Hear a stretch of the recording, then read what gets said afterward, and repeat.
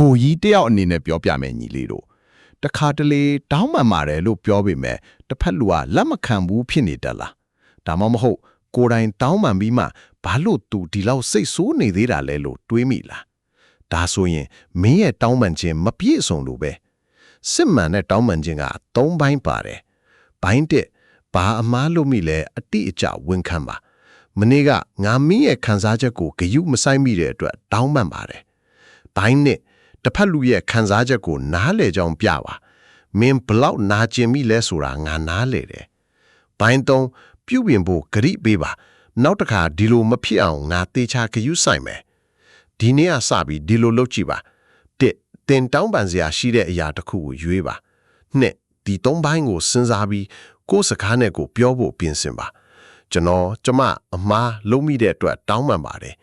မင်းခံစားချက်ခံစားရမှငါနားလေတယ်နောက်တစ်ခါဒီလိုမဖြစ်အောင်ငါလှုပ်ဆောင်ချက်လုပ်မယ်၃မျက်လုံးချင်းစုံပြီးရိုးသားစွာပြောပါဖုံးမကြည့်ပါနဲ့၄ပြောပြီးရင်တစ်ဖက်လူကိုပြန်ပြောဖို့အချိန်ပေးပါမဖိအားပေးပါနဲ့ဒီနည်းကမင်းရဲ့တောင်းပန်ခြင်းကိုလက်ခံနိုင်ကြီး၃ဆတိုးစေပြီးဆက်ဆံရေးကိုပြန်တိဆောက်ပေးလိမ့်မယ်ဘာမှမပူနဲ့ရှေ့ဆက်လို့ဆက်လိုက်ပါတေးသေးလေးစလိုက်ပါညီလေးတို့အောင်မြင်ဖို့ကိုကြီးအမြဲပေးရရှိနေမယ်